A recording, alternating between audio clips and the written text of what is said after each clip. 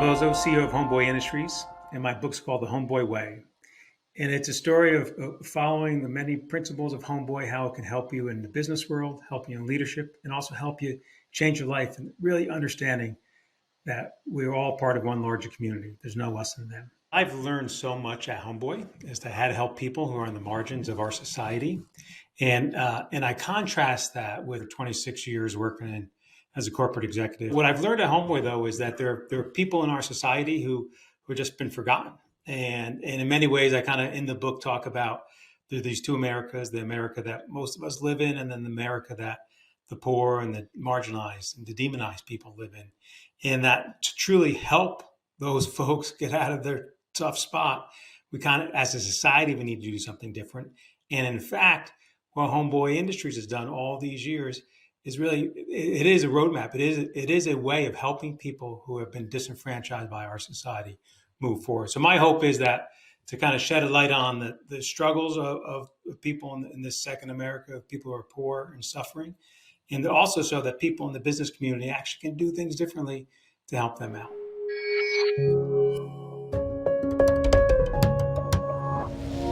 At Homeboy Industries, we help folks who've been incarcerated, who want to leave the gang lifestyle and leave their gang. We help them make that happen. We help them transform the pain that they've had. They're victims of complex trauma. And we've helped them find their resilience so they can go out into society and take on what society throws at them. They've been demonized, and they're poor, and they're unhoused, and they don't have food, and food insecurity is a big issue. So as this pandemic has come along, it's that community that has suffered the most during this pandemic, that there's this aspect of hopelessness out in our society. And when there's hopelessness, it's our population that we serve that feels it the most. And so at the time of writing the book, there was 7. It turned out to be up to 14, 15 people who are part of the Homeboy community lost their life. And it's through gang violence, drug overdoses, domestic violence, brutalities out there. There's a feeling of hopelessness for our population that the pandemic has just exaggerated. You know, another way of talking about hopelessness is for all of us, most of us growing up in America, we think of tougher sentencing laws, and having tougher sentencing will stop people from committing crime. Well, the silliness of all that is, as I came to learn at Homeboy, is nearly all our folks that we work with, all these gang members, they're jumping gangs at a young age. They think they're going to die by 30 years old anyway.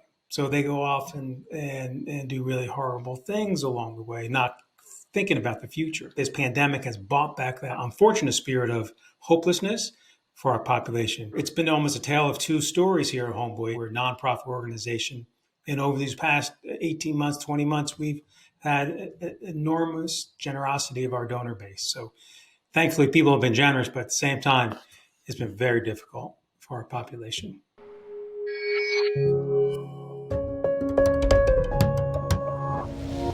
My time at Homeboy, it's been special. I'm very grateful for it, to have the second chapter of my career.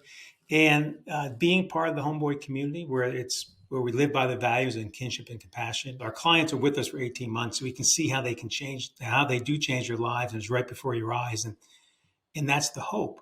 But also what I see is the struggles that they go through.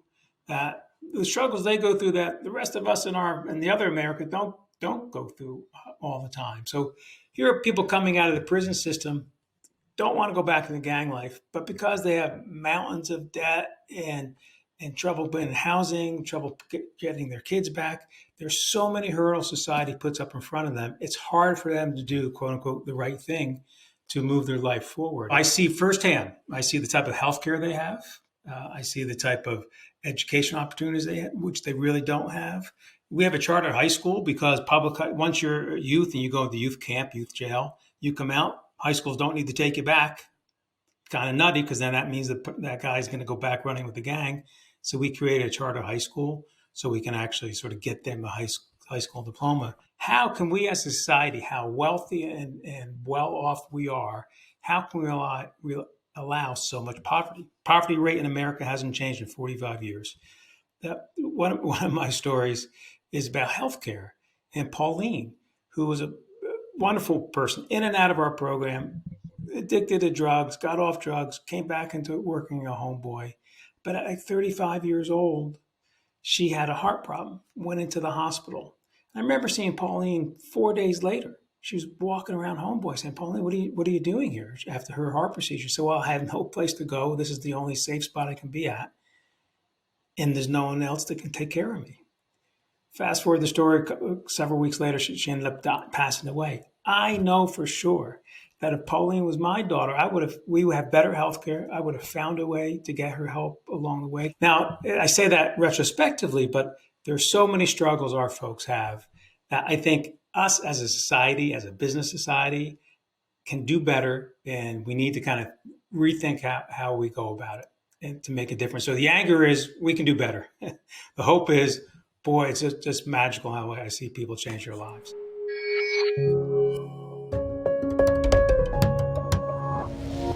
One of the expressions I love at Homeboy is that we bake bread to hire homies, not hire homies to bake bread. And when I first heard Greg said that, it was one of those head-turning statements and observations, because here I was a corporate executive, 26 years in the for-profit sector. I had all the hubris of a corporate executive when I first joined Homeboy. And I believe in capitalism. I believe in businesses, that well-run businesses provide good jobs, that people can make their lives come true via the job. What I saw at Homeboy was, in the context of a job, we can help people move their life measurably forward, particularly leaving that trauma. And so part of the obligation we see in our businesses is to provide more jobs, more job opportunities, and have that as a method of allowing someone to move their life ahead. Now, not everybody can be a nonprofit where you have 2 times as much labor as a for-profit would have, like we have within our social enterprise businesses. But what I am saying is that in corporate America, you can set a value of saying we're gonna hire people we never would have hired before, and we're gonna do it in a way where we provide a safety net around them, and that really we're actually creating work so we can hire more people and move more people out of poverty. So yes, indeed, I think corporate America can take on many of these ways, but it starts with values and what you're trying to accomplish as a company, not just for shareholder value, but for society's values.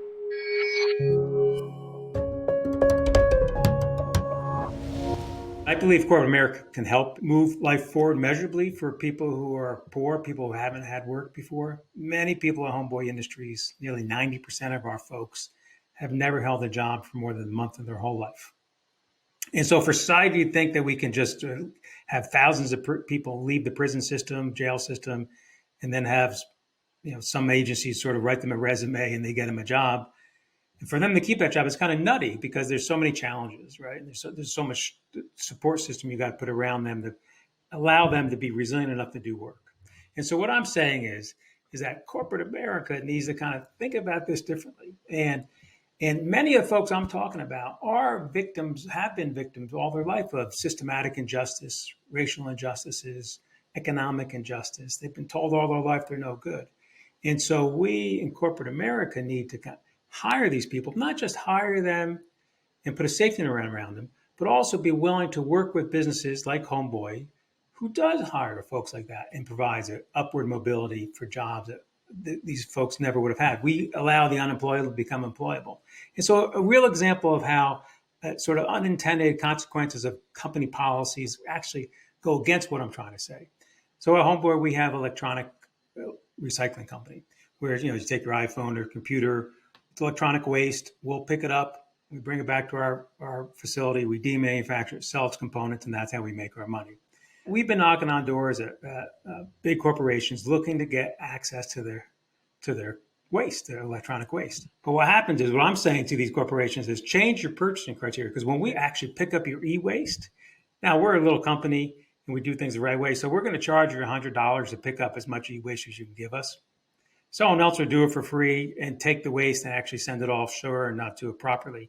I'm employing the people that need the most help, and because we charge $100, we don't get that business. We don't. So the point is, you have to change around your rules a little bit. You think about the whole supply chain, who you're supporting.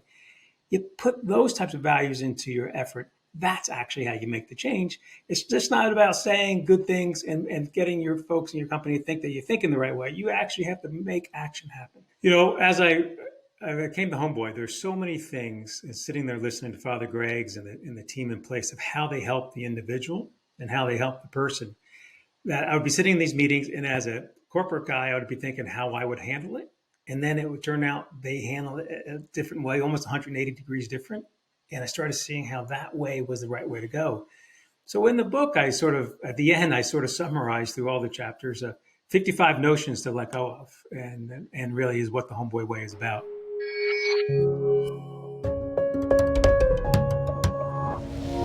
You just need to work hard to get ahead. That's a notion that we all grew up with. It talks about meritocracy in America. My point is meritocracy doesn't work for the poor.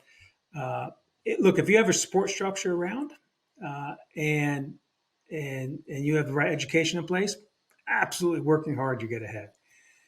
But if you've been poor and on the margins of society, just this notion of people wagging their fingers, just work harder to these people, that's not going to get them ahead. They have so many other hurdles they got to get through besides just doing their functional job. So let's not always think it's about telling someone, just work harder and it will work out, because that's not the case.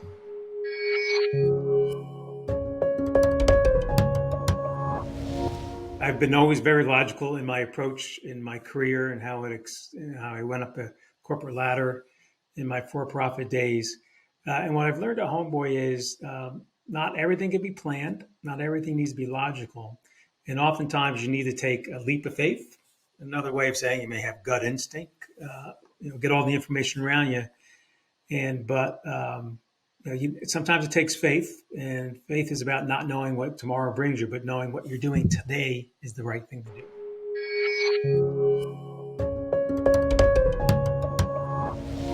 If you think about startup organizations where there's a strong entrepreneur, without a doubt, the boss is highly influential. But really, the team needs to own the culture, and that's what keeps employees motivated. And I saw that firsthand here at Homeboy, is that everybody buys into the culture of Homeboy, of kinship, compassion, and non-judgment. And it's the team that keeps it strong. Even if the boss wants to move us left or right, it's the team that sort of has a real sense of what your clients need, your customers need, and what the employees need.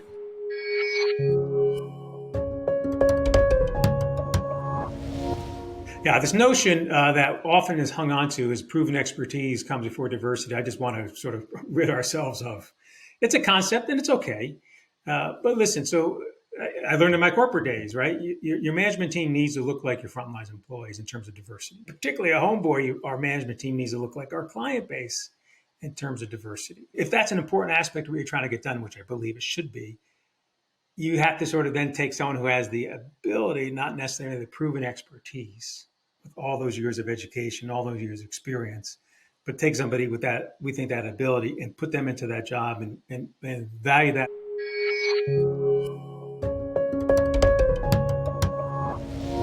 This concept of advancement systems need to be colorblind and color neutral. Again, it's a notion I want us to rid ourselves of. If we want to actually make an effort into helping the poor and marginalized population move forward, go up the economic ladder, we need to go out of our way to have positions, give support structure around that, and that have a blending of diversity on your team. So not always sort of move to this extreme of saying being colorblind and color neutral.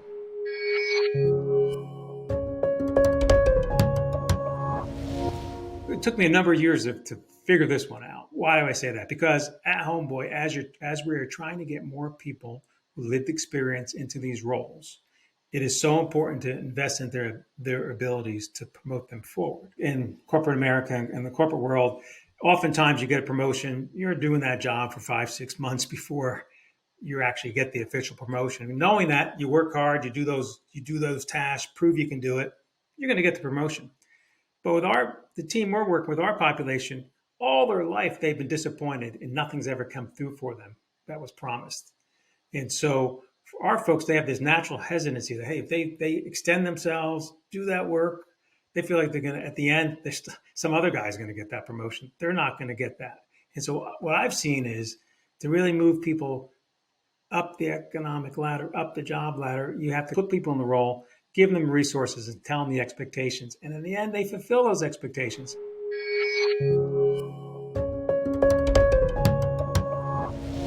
This concept of merit-driven culture being good for everybody, I was a big proponent of it. I did well in my life. It was sort of all based in my mind of hard work and merit, grew up with modest means and move forward. This meritocracy for all doesn't really fit. Bootstrapping yourself up doesn't work for people who are poor. Martin Luther King had a great statement.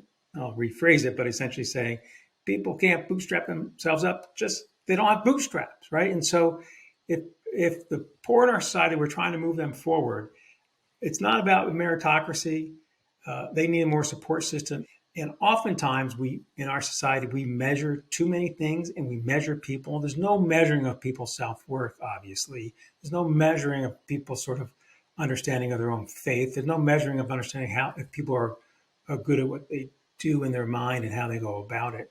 We have to, as we work with the population who are poor and move them forward, we have to not really lean into meritocracy. We got to lean into sort of the individual themselves.